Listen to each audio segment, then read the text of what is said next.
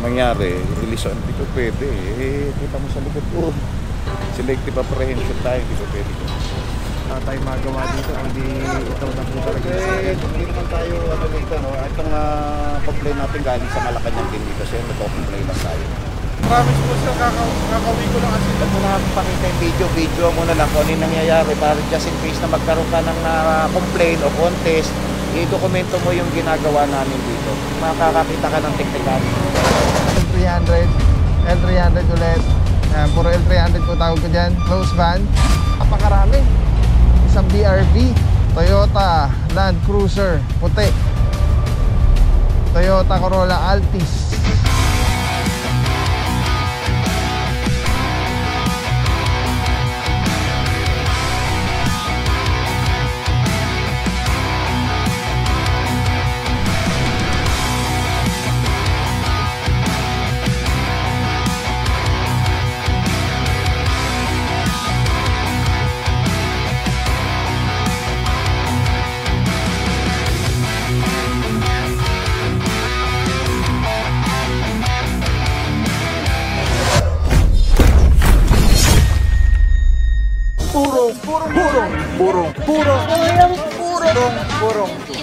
Purong pagmamahal.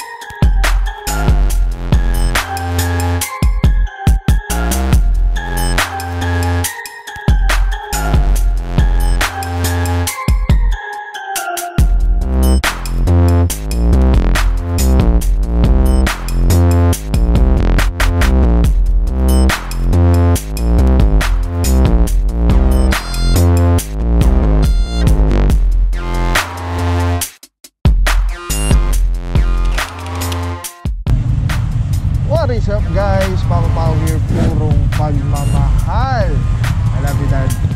Luzon, Quezon, ating puting Mayora, Mayor Joy Belmonte, Vice Mayor Jen Soto. Tuloy-tuloy ang pagbabago.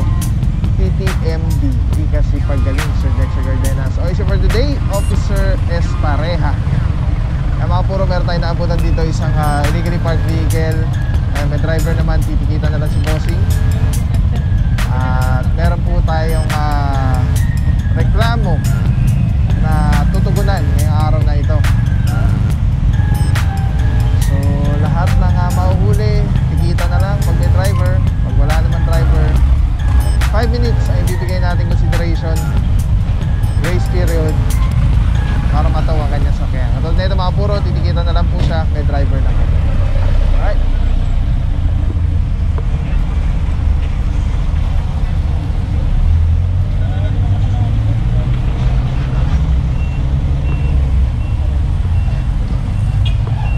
Alright mga puro, ticket na lang po yan. Pagdating naman dito sa kabila, meron tayong naabutan na isang SUV.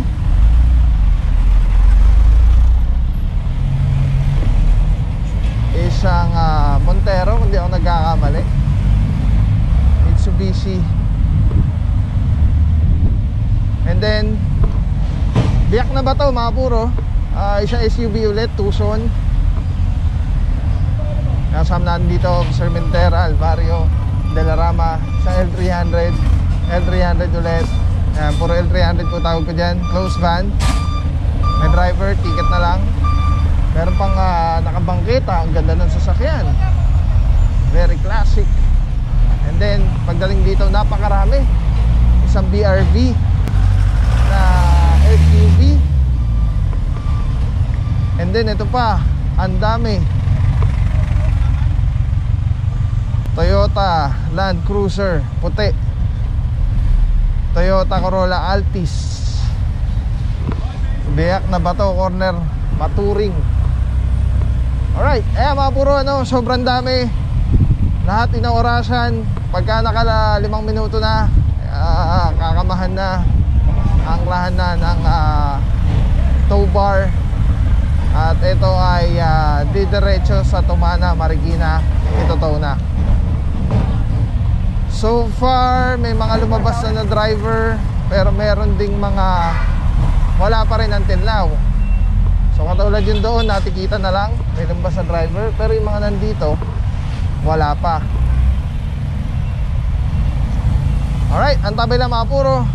Let's go guys. Dito na tayo pumwesto.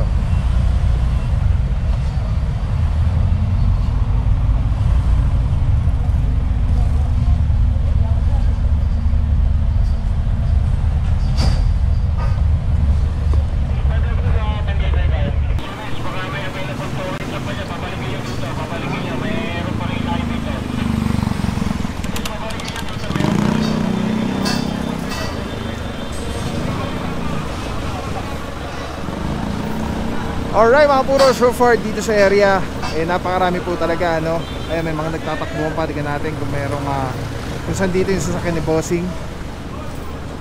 Pero dito, ito yung mga unang naorasan po. Ayan, nilalagyan na po ng tow bar dahil naka 5 minuto na po sila. Kasama natin mga puro, TTMD, Tiga C. Pagaling, Sir Dexter Cardenas. Shoutout sa mga team leaders natin, Officer Apakahusay Cortez, Officer Baguio and Officer Maliari. Yan, kasama natin dito Officer De La Rama, Calebag, Officer Mentera, Officer Alvario. At OIC for today, Officer Estarea. Ayun, nandun naman mga puro sina Officer Francisco. Tingnan natin kung ano nangyari dito. Ito, may nakabangketa pang sedan. Yan mga puro, together with MMDA seated 1. Ayan, mukhang hindi umabot sa 5 minuto si Bossing,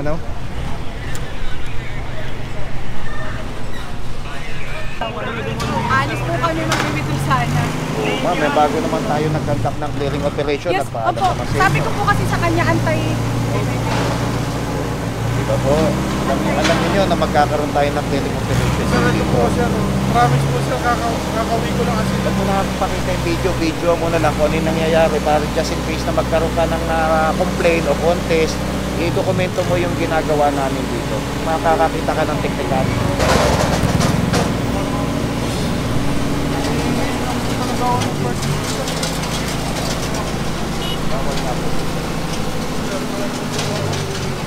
Sir Batelo, makikisuyo, sir. Alright mga puro, kasama na dito si Officer Francisco. And then dito naman si Officer De Guzman. And meron pa dito ang dalawa pa. Officer Parama, kasama rin natin dyan. Boss!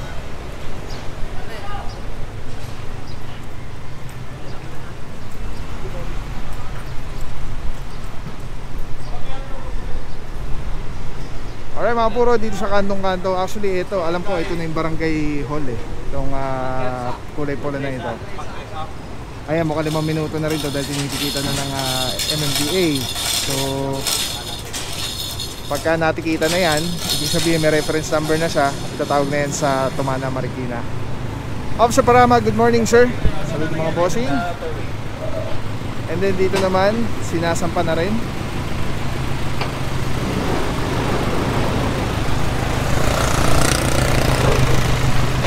Isang SUV na color white.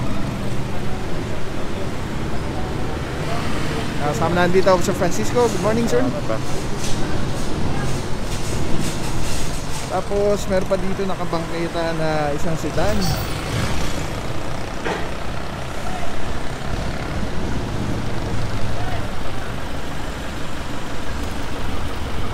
Ito kanina pa to. Lalamove.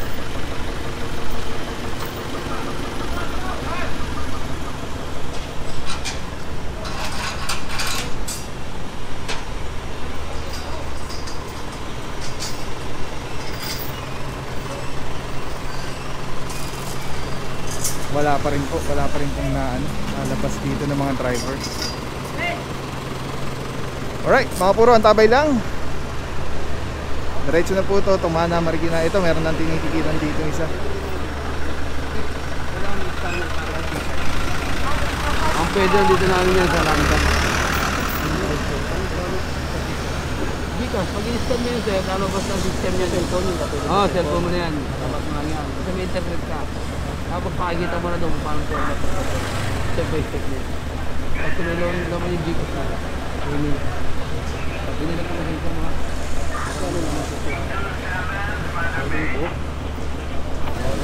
Hindi na talaga pinakapapanan sir. Tingin-tingin.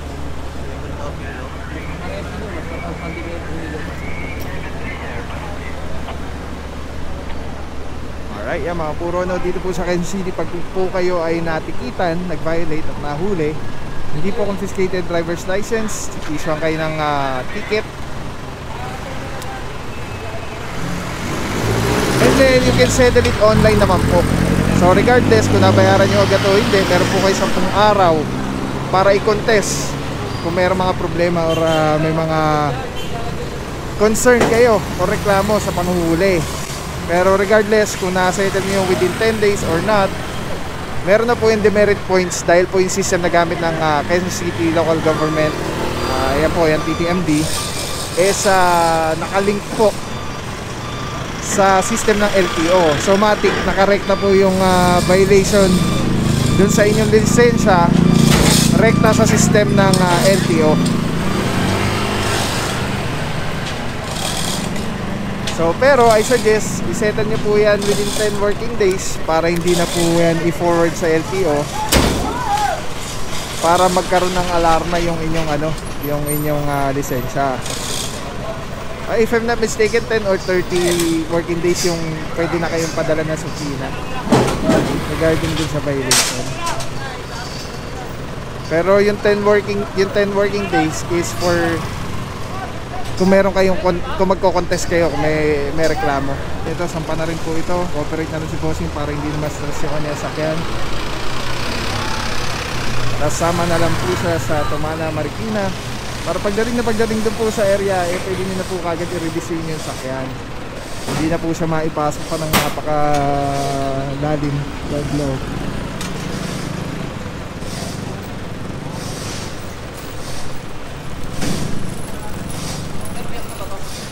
Yeah? Oh, biyak na ba to? Biyak na ba to? Biyak na ba ito lang sir? Bago nang kami nag-conduct ng clearing operation, nakipag-coordinate naman muna kami sa kanila. Ang mangyari, release on, hindi ko pwede. Kita mo sa likod ko. Selective apprehension tayo, hindi ko pwede. Okay sana kung naabutan na maaga-aga, ano boss? Sana tikitan na lang, pero kung may tao to, titikitan ko pa rin ito. Kaya lang wala, unattended eh. Yeah. Alright. Thank you so much, Officer Francisco. Salut mga bossing. Ayan ang nami-miss natin, kalmadong kalmado. Okay mga puro, ito, hilahin na po. Diretso Tumana, Marikina. At the same time dito naman, ito, inihila na po ito. Ang ganda oh, si Firo.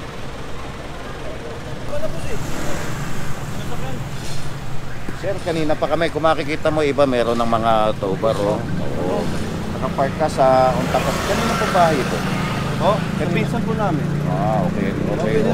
Kaya lang yung sasakyan mo, unattended, sa bangketa, bawal po yan. Pwede.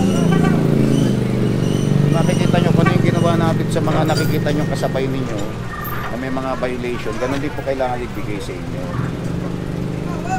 Mabuhay lanes pa ito, biyak na ba?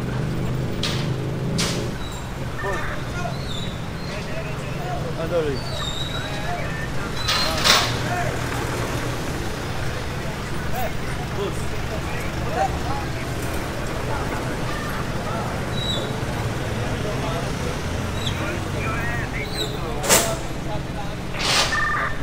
Ay mga puro, medyo na late yung may-ari. Dumating na, kaya lang wala na, lagpas na tayo sa oras. Wala tayong magawa dito, hindi ito na po talaga yung sakyan. Hindi naman tayo dito, no? Itong complaint natin galing sa Malacanang din dito, sir, nagko-complain lang tayo.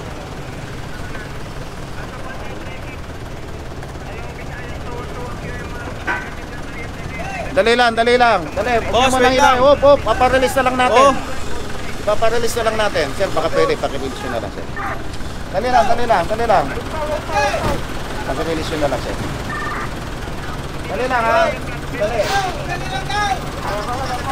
Pag-release na lang natin para ano.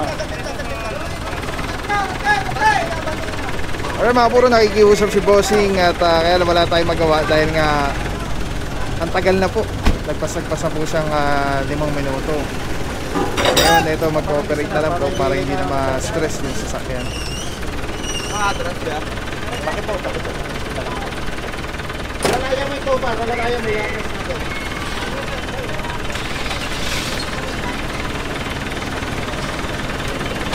Na-cooperating naman yung may-ari, ano. Again, hindi po masama makiusap, pero pagka hindi po napagbigyan, huwag sasamahan loob. Dahil maaalangan yung team naman pagka merong hindi na-serve yung violation na pareho lang naman katulad sa iba.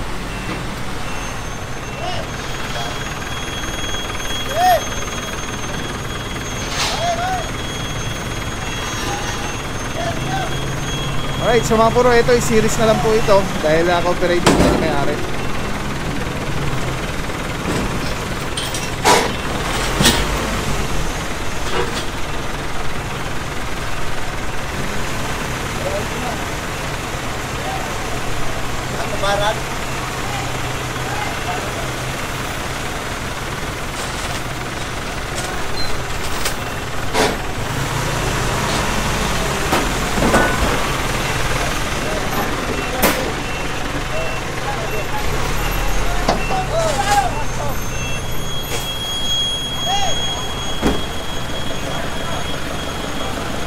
Okay mga puro, yun dun sa bandang unahan na yan, cleared na po yung area. Ito, nakasampa na rin. Tapos ito, inihila na. Nakasama na rin dito natin si Officer Pantaleon. Good morning, boss. Good morning. Pare. Boss pare, condolence, boss pare.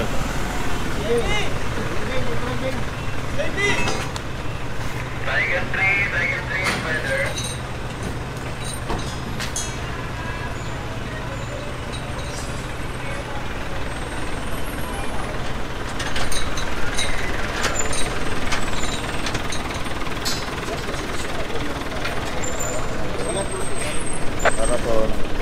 Pakilagyan mo muna ito ng ano, ng kalang oh. Ipapa-release natin yung 100. Oo, baka mag-kasi.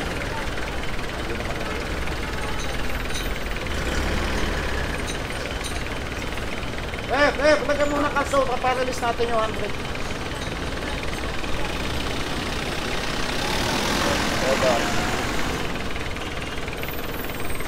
Batilo. Yes, sir.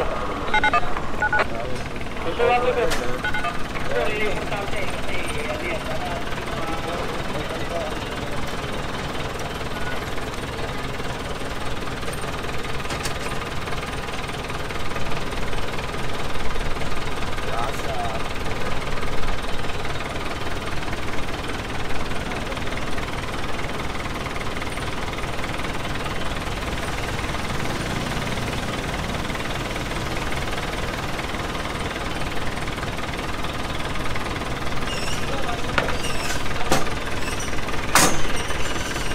tama ka na lang, boss. Tama ka na lang.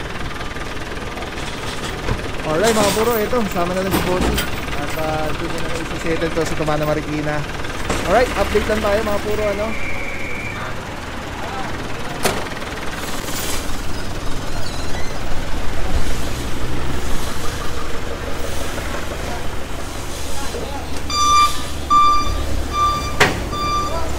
Alright, update. Dito merong SUV, merong L300, dalawa yata SUV, hindi ko na maalala. L300, ito dalawa.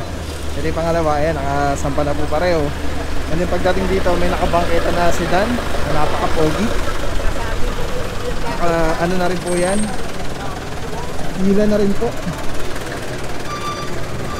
Maraming salamat sa'yo, walang papapaw. So thank you so much sa walang sawang support, tiwala. Wala akong masabi kundi thank you so much, thank you sa Panginoon at ingat kayo palagi. Again, kung wala akong nagpapapaw, so thank you so much. God bless you, purong pagmamahal. Thank you so much. God bless.